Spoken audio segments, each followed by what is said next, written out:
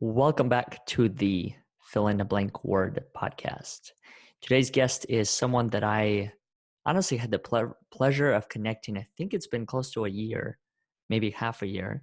Her name is Shelley Brown, and I wanted to bring her onto the show to share her experience as it comes to this word that her and I spoke of, and that is cultivate. Shelley, welcome to the show. Thank you so much, Ellen. Thank you. Thank you for being a part of it. As I was explaining to you earlier, for me, the reason why I chose to start this particular show or this platform is when I first came to the States, when I was a 12-year-old kid, and I didn't speak English very well at the time. One of the only ways that my parents and I could communicate was through a paper dictionary. And what I noticed was that I struggled a lot with using that dictionary because A, I didn't know enough words, and B, I felt like when I knew a particular word, I didn't often know how to use it in a given sentence. So I really wanted to start this particular show to give people a chance, and this is a weekly conversation, to discuss a word that matters most to them or that they feel very passionate or closely to in this particular time. And so when you and I started to talk and you mentioned the word cultivate, I thought it was very interesting. So I wanted to kind of start off and give you this time and space to introduce why you feel so closely connected to that particular word. Thank you, Oleg. So I love the word cultivate for many reasons. We often use words like practice, train, Mm-hmm. all different kinds of words that seem so efforting. Mm-hmm. And cultivating to me has a couple different elements to it. It's almost like tending, nurturing, developing, and it relates to process. Mm-hmm. So it also takes into account that things take time, that things Mm. take time to evolve, to develop, to mature.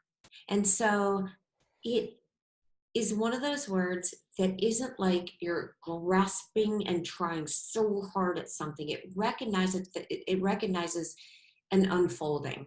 Mm-hmm. What would you say some of the other words that make up cultivate? So I'll give you an example. When I think of cultivate and when I think of you, I think of intention.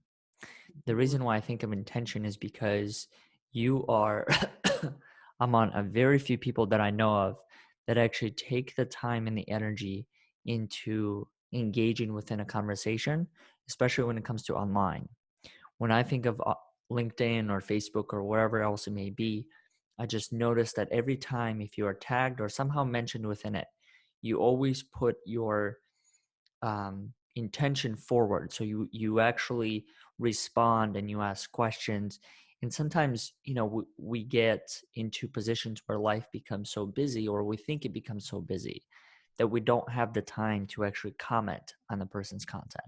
So rather we like or love or any of the other emojis that are available to us. But yet you put intention first into cultivating those relationships. So tell me a little bit about when did that first click for you? That if I'm going to engage with a person's content or if I'm going to cultivate these friendships and relationships, I'm going to start by being intentional. Hmm. Thank you so much. So you're right. I do have this intention not Mm-hmm. only to cultivate these responses, but cultivate my ability to engage and cultivate connection Mm-hmm. with a person, cultivate a conversation. So I'm very intentional about how I respond in LinkedIn and with posts because it's a conversation. I don't feel like it's this one dimensional thing somebody's throwing out there just to have themselves be heard, Mm-hmm. especially with people that I've come to know. So I want to cultivate the continuous conversation so that that person feels heard and so that there is a connection because part of cultivation is tending a garden. You're cultivating a garden, tend. And the root of the word tend is part of the word Mm-hmm. so it's also having to do with holding dear, engaging with the heart. So cultivating connection. Mm. Are there people in your life from maybe early on that kind of helped you realize the importance of, not to overuse the word, but cultivating these friendships and relationships and really focusing on the individual? Like, was it your friends, people within your family? Like, who first sparked that light bulb that that's what's important? Thanks. I would say that one of my favorite coaches in life was, or mentor, was actually a former manager of mine that I worked for three different times, who really was intentional about cultivating Mm-hmm. greatness in me. I think when we see somebody's gifts, Mm-hmm.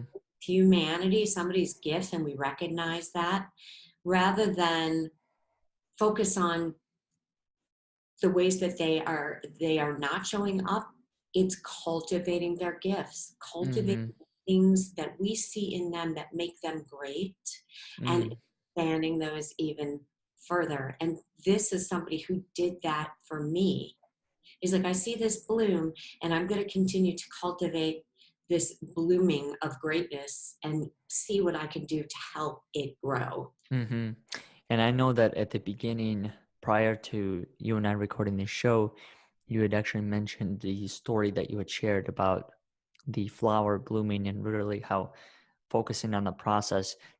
Can you share that a little bit for those who haven't had a chance to hear that? Like, how, where did you hear that story, or is that something that kind of clicked and came up to you? Because I think it's really relevant to what you are talking about now as far as a process and understanding that things do take time into becoming and flourishing. And you talk about the gifts and the talents that each one of us has. All of that takes time to sharpen and develop.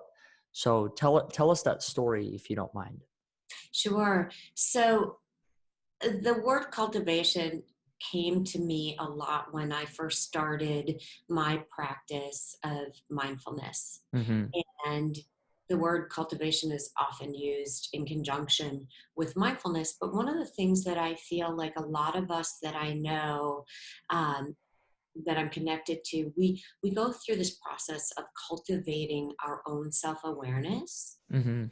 And we're always continuously cultivating, but there's a time, it feels like, when we cultivate where we then start almost blossoming. Mhm. And when we begin to blossom, what does a flower do? What does a bee do? I mean, I'm not Miss Nature, but the idea is we get to blossom so that we can pollinate others, so that Mhm. that seed is spread, so that those people can start kind of their Mhm. own cultivation, so that they Mhm.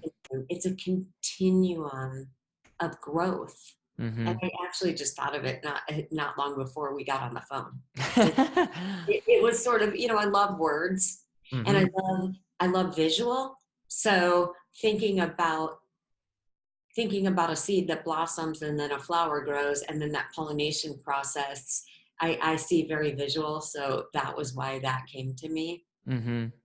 I think that's really important to understand because you're someone that chooses to create a space for others to see themselves for versions that they may not have seen themselves for just yet.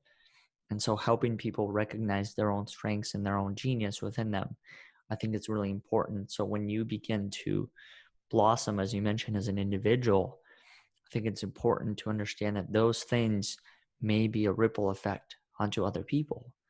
And other people might be able to step into their own talents and their own visions once they see you do it. Yeah, that's what I call the then what. Mm-hmm. So it's like, oh, great, I've bloomed. I'm a flower now. Then what? What do you do with that? And I think that, yes, it's wonderful to celebrate the flower. It's wonderful to celebrate people who have come out of what they have been through, and you Mm-hmm. can see that they're fully present, fully there. And I know you do this with a Mm-hmm. lot of podcast episodes as well as your events. It's what happens after you've gone through that process? What happens after you have bloomed? What do you do with it? And Mm-hmm. that is when our purpose becomes our must. Mm. What do we do with this growth? What do we do with having cultivated this? The beauty is when we can use it in service of others. And you are one of the best people at highlighting and sharing how others are doing that. I appreciate that. No, thank you. Thank you for sharing that. It took me a long time to get to that point, and I think there was a lot of self-awareness that had to happen in understanding that. And also, I think service is in another interesting word because it makes me think of, by helping other people, you actually learn so much more about who you are as an individual. You learn about um, different elements of how you choose to give and how you choose to support other people. So I think for anyone that's ever considered service or has thought of, I'm sure they might be able to relate to a degree when it comes to that. Shelley, how do people find you, and what are some of the things that you have coming up that people can be a part of? Thanks so much. Yes. So my website is roimindfulness.com. Mm-hmm. And I'm also very active on LinkedIn. You're welcome to reach out to me on LinkedIn. I'm actually facilitating a mindfulness workshop with a uh, hotel brand next week in Mm-hmm. Wisconsin, and just finished up a week of workshops and inviting people to begin cultivating the practice of Mm, mindfulness with three different organizations in Chicago. So lots of stuff, and would love to help others cultivate their own practice of mindfulness to show up better for each other as that's well as. awesome. Who are some who or what are some of the people and organizations that you're looking to connect with as part of this work? So I work with every type of organization. My background is in sales, and Mm-hmm. so I speak a lot of the sales language.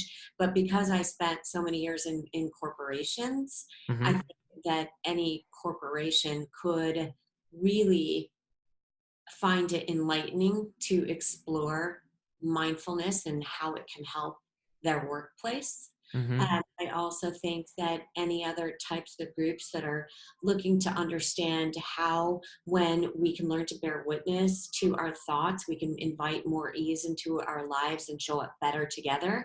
So Mm-hmm. I guess I can expand this to anyone who wants to show up better for each other. And I think that kind of sums it up.